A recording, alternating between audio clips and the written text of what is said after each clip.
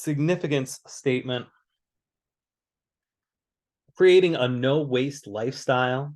I plan to persuade the audience to become environmentally friendly and embark on creating a no waste lifestyle. And the significance waste is something that we create on a daily basis and can become a great issue. In 2013, Americans created 254 million tons of waste, and we have our source here. Okay. Okay, so this is something for you to go through the introduction, the transition, the problems, and the causes and the solutions. So take a look at this. This is going to help you, follow this format and apply this to the speech that you're going to do.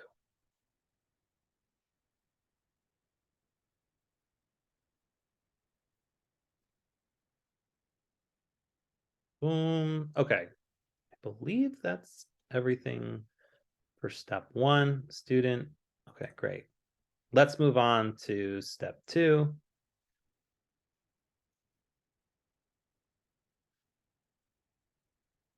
And that's going to be developing a slideshow. Okay, you will need to make a slideshow, PowerPoint, to accompany your persuasive speech. Your slideshow should be simple and follow your outline. Utilize the following format to keep your information succinct. 7 slides here. So slide 1, this is the no waste lifestyle.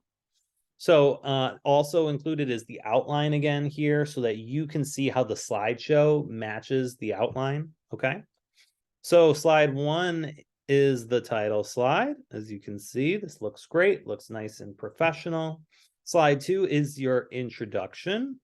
Slide 3, problems or causes. Slide 4, the causes or effects, single-use products, littering. And slide 5 are the solutions. Ban plastic bags like California and New York did. Personal solution, be mindful of single-use items. Slide 6 is the conclusion, a review of the problems, causes, and solutions. And the final slide, the references, all of your sources. Okay. All right. And then that will go along with your speech. So you will be giving your speech, you'll be sharing your screen like I'm doing now, and you can go through your slides while you give your speech. Okay, we're almost there. So step 3 is record your persuasive speech. Okay, so let's take a look at the rubric. It's going to be similar and follow the outline of the speech. Your introduction, you'll need the attention getter, highlight the significance, relate the topic to the audience, provide that preview and roadmap of where we're going. You have your 3 points. Point 1, problem or causes, state the problem or causes explicitly, document the extent of the problem, create tension in the audience. That's going to go back to like some people say that this isn't a problem, but here's why they're wrong. There's a bit of like tension in that.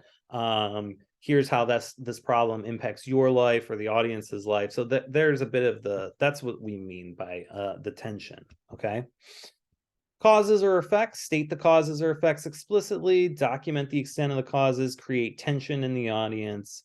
Solutions, state and explain your 2 solutions. Your conclusion, review the main points, review the action steps, solutions, and provide that memorable last sentence. Remember to be confident, stay in control, your energy and enthusiasm, your emphasis with gestures, eye contact with the audience, vocally expressive and dynamic, sound well rehearsed, avoid the nervous gestures and moving. 5 sources and the dates of where these sources came from and where you got them. Professional quality visual aids, 5 to 7 slides. Simple, not too complicated. References in the final slide, use 1 note card and a time requirement between 6 to 10 minutes. Okay, and that is your rubric.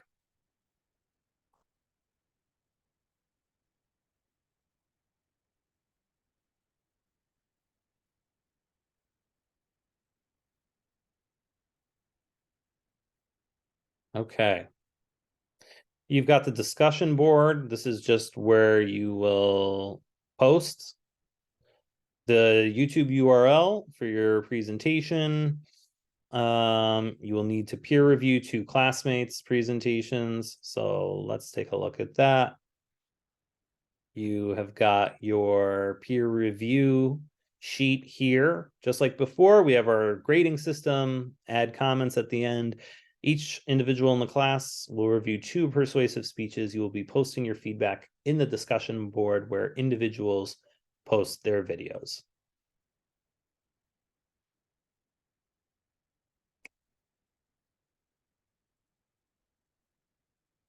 Okay, and the only other thing with this is just a discussion post that's due on Sunday, just like the other discussion posts you've done. So this shouldn't be too different.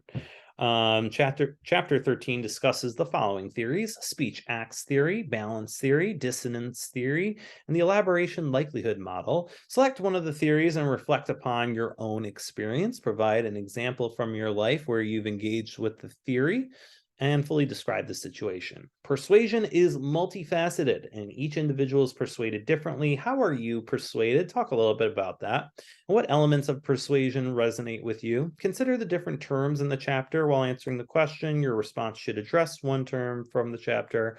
What is one aspect of communication that you've learned in this course that you will apply to your college courses, career, or life in general? This is due on Sunday with your peer reviews. It'll be the last thing, one of the last things you do for the course. Okay. And that is it. That is all of Unit 9. So there's a lot here, yes, but I think if you take the time, structure it, you can get this done. Knock out the activity on Wednesday if possible. Then you've got Thursday, Friday, and Saturday to put together this persuasive speech. You've got all of the tools and the outlines. Now it's just a matter of doing the research and the sources. Pick a topic that you're passionate about. It doesn't have to be too crazy and too wild and too out there or too complicated. Keep it simple. Something you're passionate about, something that won't be too hard, that you can really just do a good job of highlighting for all of us and persuade us, make us see your point of view on that. Okay, that's the tough part. It's got to get in by the Saturday, and then by Sunday the peer reviews are easy, and that last discussion post should be easy. So that is going to be your week. So there's a lot to do. I'm going to let you at it.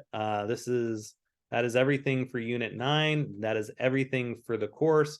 Like I said before, everything has to be in by Sunday, December 11th. Nothing gets accepted after that. That's when I start grading these speeches, and we'll be submitting final grades, just so we're clear about that. Again, I want to just thank you all. I've really had a good time teaching this class. I've really enjoyed it.